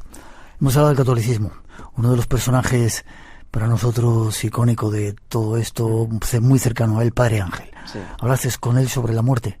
Sí, además me gusta mucho su entrevista porque te muestra un lado muy humano. Yo también a todos los entrevistados les preguntaba cómo tratar la muerte con los niños, ¿no? Porque justo antes de su entrevista, justamente, se murió una familiar mía. Sí. Y... ¿Joven? No, ya era una abuela de 60 años, o sea, sí, joven, pero de 60 años. Y me llamó mucha atención que en el tanatorio el hijo decía que no, que los nietos, que tenían 8 o 9 años, que no les habían dicho que la abuela se había muerto y que no se lo iban a decir. Que le habían dicho que la abuela había ido al pueblo y que ya ha pasado un año así, cuando se preguntasen más seriamente, oye, que la abuela no ha vuelto del pueblo, ¿qué pasa aquí? Entonces le dirían, bueno, mira, es que ha muerto. Claro, son niños de 8 o 9 años. Yo no soy padre, también lo digo, ¿eh? O sea, igual hablo desde el desconocimiento absoluto. Pero me parecía un poco no muy razonable, la verdad. Entonces a todos los entrevistados les preguntaba esto, cómo tratar la muerte con los niños. Y la respuesta del Padre Ángel me gustó mucho. De hecho, él se ha visto en esa situación muchas veces, cuando viaja a contextos, como sabemos que viaja a contextos peligrosos, pues se ha visto en esa tesitura, ¿no? De tenerle que decir a un niño, pues mira, tu padre ha muerto, tu madre ha muerto. Y entonces me gustó mucho esa inteligencia emocional que él mostró a la hora de comunicar algo así, ¿no? Él aboga por sí, hay que decirle a un niño, mira, tu papá ha muerto, no va a volver, no es que se haya ido al pueblo, pero cómo decírselo, ¿no? Entonces dice un par de ejemplos que me parece muy bonitos y que yo creo que me servirán el día de mañana. Por ejemplo, sin duda. Pues bueno, por ejemplo, sin mentirle, por ejemplo, él contaba el caso de un hombre que había sido acribillado. Entonces, claro, no hay que decirlo igual ensayándose en detalles, ¿no? Pero igual, ¿qué le ha pasado a mi papá? Pues mira, pues se encontró con unos señores, ¿no? Y lo han atacado, tú sabes, la situación que hay en este país de violencia, pero no hay que guardar rencor ni de esos de venganza. Eso me parece muy bueno en el día de hoy y sobre todo en esos contextos que obviamente en los que él se ha encontrado. Ya. Claro. Y para él la muerte, supongo, no es el final de todo, ¿no? Pero si lo ven con ese aspecto triste y extraño que se veía anteriormente, pues mira, lo curioso, ponerse de luto, todo de negro, tristeza, lloros. Ya, sí que es una vez, igual es la imagen que tenemos del catolicismo, ¿no? Pero me gusta mucho su entrevista porque hay un momento que le digo, bueno, y por ejemplo los medios, ¿no? De la Asociación de Estudios Espíritas de Madrid, ¿no? Que certifican, confirman que hablan con espíritus. ¿Qué explicación me da usted, padre? Y me dice, pues mira, aquí muchos compañeros míos me van a tirar de las orejas, pero yo eso sí que lo creo. Ahí ya no quiso alargarse más a la respuesta, esto también te lo digo. Pero eso ya me gustó, ¿no? Porque también es otro caso del libro, que a veces se entrecruzan respuestas, ves que uno no desmiente, pero como que medio critica un poco el pensar del otro, ¿no? Desde el respeto, obviamente, no podría ser de otra manera, pero o responden maneras muy distintas, entonces eso me gusta. Entonces ver al Padre Ángel diciendo, pues yo sí que creo en la comunicación con los espíritus, Eso me gustó mucho, la verdad. Tiene mucha amiga. ¿Y el cielo y el infierno, que es un poco uno de los dogmas de fe de los católicos y los cristianos? Pues me sorprendió ver que ya no hay tanto dogma de fe, si lo queremos decir así. También es igual, es verdad que el Padre Ángel es un cura un poco... Sí, claro, es muy especial, ¿no? Pero bueno, en el libro hay otro cura también entrevistado, ¿no? Y ambos, pues bueno, son bastante modernos, bastante abiertos. Entonces sí que siguen más un poco lo que ha hecho el último Papa, ¿no? Más de que es un estado mental, bueno... No tanto, no nos imaginemos un sitio físico con las calderas y gente ahí ardiendo constantemente. Entonces, bueno, eso también yo creo que ayuda, también desde mi posición, porque como ya he dicho, soy escéptico, nunca he sido un creyente. Entonces también yo creo que la gente que parte un poco desde el punto de vista como podría ser el mío, ayuda, ¿no? A acercarte más a este tipo de religiones que a priori en la calle pues igual estás más alejado, porque ves cada caso a veces. Espacio en Blanco. Cada madrugada de sábado a domingo, la magia del misterio te espera en Radio Nacional de España. ¿Has dicho, Tony, que ves cada caso? Bueno, no me estires de la lengua, pero... No del libro, pero sí que a veces, pues bueno, no hace falta más que estar al día en los medios, ¿no? Para ver alguna declaración de algún líder religioso que... Vale, no te tiro de la lengua. No. Vamos al hinduismo. Entrevistaste a Juan Carlos Ramchandani. Sí. Siempre aquí en España, ¿no te ha hecho falta viajar a los sitios? Pues mira, él vive en Ceuta, entonces aquí utilizamos Skype.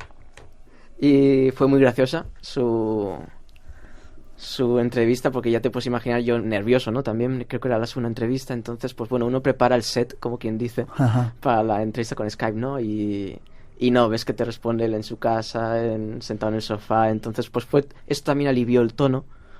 También ya nos conocíamos, entonces eso también ayudó. Y allí me gustó mucho, porque un poco lo mismo como me pasó con el budismo. Hinduista, 33 millones de dioses tienen, según algunas fuentes. Dioses para cada instante, para cada momento, para cada necesidad. ¿Y qué piensan de la muerte? ¿También los queman? Sí, por supuesto. También es verdad que, claro, él habla, ¿no? De las condiciones de la India, que con el calor que hace, que no hay tampoco los medios, los lugares como tenemos aquí, claro, pues también conviene cuanto antes quitarse... el cadáver de encima. Exacto. Pero me pasó como con el lama, que es muy gratificante la filosofía espiritual que hay detrás del hinduismo, ¿no? Entonces también cómo ven la muerte, la reencarnación. Algún dato curioso, ¿no? Por ejemplo, en el aniversario de la muerte de un ser querido, cocinan la comida favorita del muerto, del difunto, y se la dan de comer a una vaca. ¿A una vaca? Entonces, claro, la pregunta es, ¿por qué a una vaca? ¿Y si es carne? Bueno, la mayoría de ellas son vegetarianos. Claro. Vale. Pero, claro, ¿por qué a una vaca? Porque entienden que es justo el paso anterior de ser un humano. Entonces es una manera, al darle esa comida favorita del amigo o ser querido que ha muerto, decirle a la vaca, ánimo, ¿sabes? Porque a ver si en la siguiente vida puede ser... Ya te queda poco para ser humano. Y eso, claro, me gustó mucho, ¿no? Porque entonces surge la pregunta de el vegetarianismo, ¿no? Y entonces, claro, te lo especifica muy bien la necesidad realmente. Él te dice que sí, que hay que ser vegetariano, ¿no? Y te lo dice muy bien, porque hay un paso, una conciencia en los animales, y que realmente, claro, que ya no es el contexto de estoy en una selva y me tengo que defender, ¿no? O estoy con mis gallinas felices en mi granja y tengo que matar a una el día de Navidad, que era igual una al mes o una al año o una cada X meses cuando la familia se lo podía permitir. Claro, es que vivimos en un contexto tan... que parece que tenemos que desayunar carne, ¿no? Comer carne, cenar carne, que él lo ve un poco injusto, ¿no? Las granjas también, el tema de maltratos a los animales, que justamente ayer había en los medios esa noticia. Entonces, bueno, pues esto me gustó mucho también. Ya.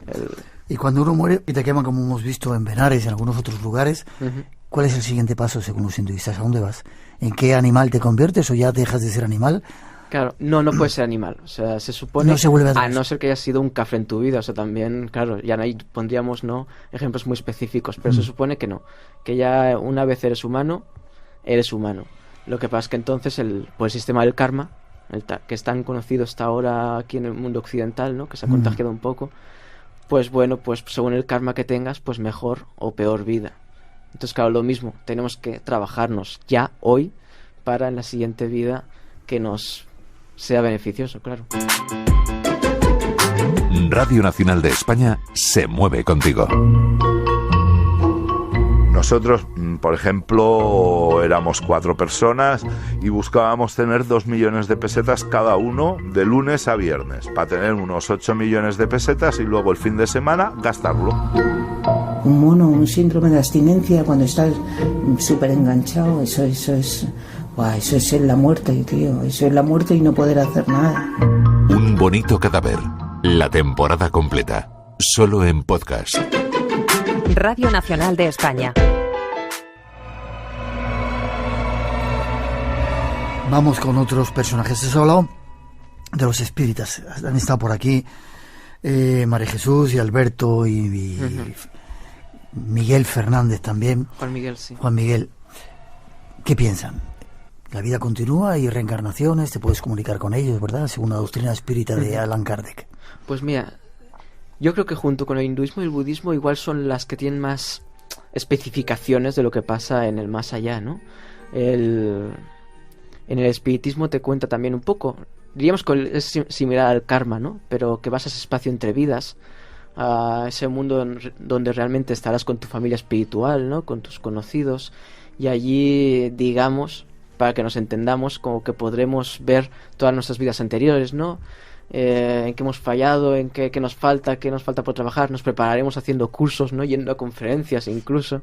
Entonces te presenta, yo creo que una visión muy optimista, también sin happy flowers, entendámonos, o sea, también hay que trabajarse y todo, pero y a la vez realista. O sea, yo se lo comentaba a una de tus compañeras aquí de camino, que yo también son los entrevistados a los que más conozco. Entonces, hace 5 años que los conozco. Y en estos 5 años, como quien dice, siempre los he intentado coger en algún punto flaco, algún vacío legal, ¿sabes? En plan, bueno, pero Juan Miguel, pero si pasa esto y esto, ¿qué? Ahí ya no me sabrás responder, ¿no? ¿Verdad? Y siempre te esperas un dogma de fe como te encuentras en otros casos. Sin embargo, ellos no. Ellos, la verdad es que siempre me han tenido una buena respuesta. Y te invita a pensar que eso también es importante, también lo valoro mucho. Y creo, yo invitaría mucho a la gente que se acercase pues cualquier viernes al Centro Espírita, a la Asociación de Estudios Espíritas de Madrid, que está allí en la calle La Bolsa, o si no, que abra el libro de los espíritus de Kardec, porque sin duda es un libro muy recomendado.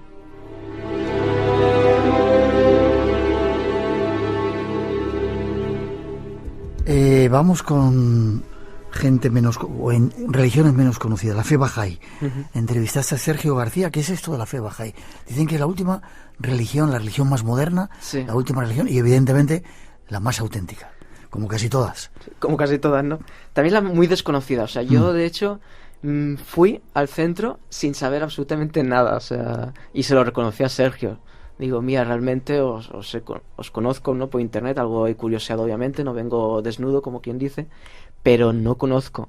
Lo que también te parte desde un punto de vista de decir, háblame sobre por qué le estás dedicando tu vida a esta filosofía espiritual, ¿no? A esta religión. Son 5.000 en España, eso es muy poco. Entonces, una de las cosas que más llaman la atención es que no hay clero. Se organizan unas asambleas, tanto a nivel nacional, autonómico, a nivel internacional. Entonces, pues creo que cada año, cada 5 años, según si es internacional, comunidad, ya hay, pues que van eligiendo pues el consejo de sabios, como quien dice. Pero tú no te presentas como candidato, sino si eres mayor de edad. No, si eres mayor de edad te pueden elegir. O sea, te ha tocado, como las mesas electorales, ¿no? Entonces, son 5.000 en España solamente. Ellos tienen un sistema muy diferente en el de ver el más allá. O sea, uno cuando lo hablan sobre la vida después de la vida, básicamente se puede hacer un esquema, ¿no? Resurrección de los muertos, reencarnación. Ellos ven el más allá como una especie de escalera. En el sentido de que, por ejemplo, su profeta, Baha'u'lláh, pues él dice que mejor no saber qué hay en el más allá porque de esa manera nos querríamos suicidar, ¿no? Como habla la película Discovery de Netflix. Entonces sí que hay escritos que hablan un poco de lo que hay, en el sentido también un poco del karma, para que nos podamos entender, básicamente de que cuanto más cerca estés de Dios, más beneficioso será el más allá, y cuanto más alejado estés de Dios, pues menos beneficioso será. Pero que es un sistema de escaleras, o sea, no vas a volver, el más allá no es tampoco el estado definitivo, sino pues ahí va a haber otro mundo, es como el nacimiento, ellos lo comparan con el nacimiento, donde pues esto simplemente es una vida, después nos encontraremos otra vida que sea distinta, y después otra, y otra, y otra, y otra, y otra. ¿Y al final llegar a Dios o...? Bueno, ellos lo que buscan en sí, la religión, lo que busca es crear una nueva orden mundial, ya en este mundo, o sea, en el más acá. O sea, ellos tienen un dicho que no me acordaré muy bien, pero que es algo así como que la humanidad es la frontera y las personas una familia, algo así. Me estoy equivocando, pero para que nos entendamos, ¿no? Y ellos buscan la unidad, sin más, sin fronteras, sin países. Tienen templos en Madrid, ¿verdad? Y la sede central, yo la he visitado, pero no recuerdo dónde estaba. ¿En Israel? En Madrid sí. La sede central está en Israel. Tienen una escalera muy grande. Otro dato curioso es que, por ejemplo, cuando se mueren, se tienen que enterrar a 1 hora de donde se han muerto. ¿A 1 hora? Entonces, claro, si te pilla de viaje, lástima para tu familia porque no te pueden traer. Si te mueres en la selva, te tienen que... Sí, a 1 hora. O sea, buscando, obviamente, me imagino, el pueblo o ciudad más cercano, ¿no? Pero a 1 hora de donde te has muerto. Entonces, por ejemplo, hablan en el libro de un caso que sí que se ha hecho la excepción, porque era un militar español, un traductor del ejército español, y se murió en Afganistán. Entonces, claro, era inviable enterrarlo en Afganistán. El ministerio dijo que no podía ser porque no era seguro. Y entonces, pues ahí pero claro, no fue tan fácil como que el ministerio dijese que no. Tuvieron que consensuar la decisión pues con el Consejo Internacional. O sea, imagínate tú qué instancias, ¿no? Qué curioso. Sí, mucho.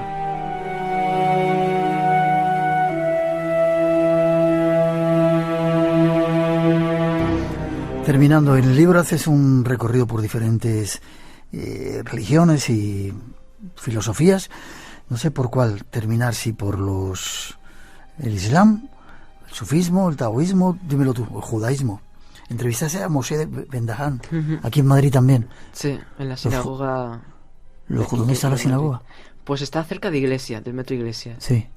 Vale, ¿y qué piensan los judíos después de la muerte? ¿La resurrección también? Bueno, ellos te ponen mucho el ejemplo también del niño que está en el vientre, ¿no? Entonces es más poético. Yo creo que las respuestas de Moshe Ben Dayan son más poéticas. Entonces también invitan más a pensar, si lo queremos decir. Porque es más, ellos lo ven como que Dios te coge en brazos, ¿no? Te pone escrituras. Entonces creo que también es muy bonita en ese sentido, sí. ¿Y vas al cielo o dejas de no hay reencarnación? Claro, también ellos entienden que su Dios, si te ha de castigar, no te castiga en el más allá, sino que te castiga ya en el más acá, ¿no? Entonces eso también te da un poco una dosis de realidad.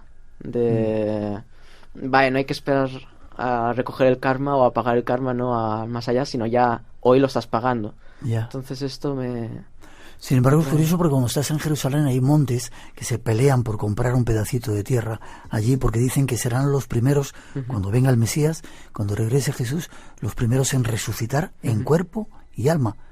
¿Será así? Quién sabe, ahí yo ya respuestas definitivas no tengo, ¿no? Él también respuesta definitiva no me quiso dar, ¿no? Porque al final yo creo que él se quiso centrar sobre todo más en eso, más en el más acá, como quien dice. Ya. Tranquilizándonos respecto al más allá, o sea, tranquilízate, va a estar todo Vive bien. Aquí, ¿no? Exacto. Ya. Terminamos con el sufismo. ¿Qué piensan acerca de la muerte de ellos, los sufíes? Pues mira, me sorprendió mucho, porque partiendo del Islam, ¿no? Como todos a priori desde el desconocimiento igual pensamos, ¿no? Claro, por ejemplo, él cree en la reencarnación. Sí. Y entonces te cuenta durante toda la entrevista cuentos de Rumi sobre eso, sobre la reencarnación. Entonces, pero claro, se entiende distinto. O sea, él no está en específico como pues en el budismo, en el hinduismo, ¿no? Sino es más como no vamos a volver. Entonces, mediante cuentos, muy poético también, ¿no? Te ponen el ejemplo de la libélula. Yo creo que de su entrevista, es de las entrevistas con la que me fui más contento. Sí. Yo creo, sí. Sí, de esas entrevistas que sales con una sonrisa y dices... Esto es. O sea, sí. ¿Qué devoción tienen a Rumi allí en Konya, sí, además, en Turquía? No sé si has estado en ese lugar. No he tenido la suerte. Entrevistaron al maestro para Europa de una orden. Sí. Entonces, bueno, también es un sabio. Es un sabio, sin más. Pero sobre todo... Sí.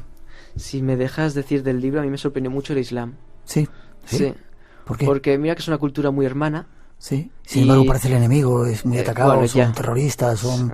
Desde el desconocimiento, ¿no? También. Ya. Y tengo muchos amigos árabes, pero la verdad es que nunca me había dado por preguntarles, oye, ¿qué opináis de la muerte? ¿O qué se supone que hay, no? Y esa visión de que viene un ángel, ¿no? Te lleva al más allá, te hace unas 3 preguntas, ¿no? Ahí te dicen si vas a entrar en el cielo o no. Y tú ves las puertas. ¿Y sabes las preguntas? Pero sí te preguntan quién es tu Dios, quién es tu profeta, quién... Ya. ¿Y tú entonces, estás viendo el cielo? Pero lo gracioso, puertas del cielo. que aquí yo también dije que injusto, porque te dicen si vas a entrar o no en el cielo. Pero aunque te digan vas a entrar, no, te devuelven a tu tumba, solo que tu tumba o se ha estrechado o se ha agrandado según si has sido buena o mala persona, y ahí te toca esperar a la resurrección. Entonces me llamó mucha atención.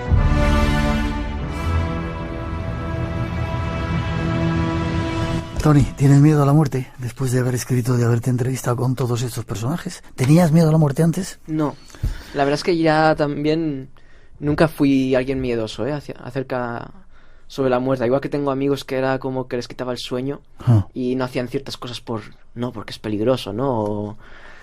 No, yo la verdad es que nunca tuve miedo a la muerte, nunca me planteé muy en serio, bueno, ¿qué habrá más allá? ¿Qué pasa, no? Cuando muera.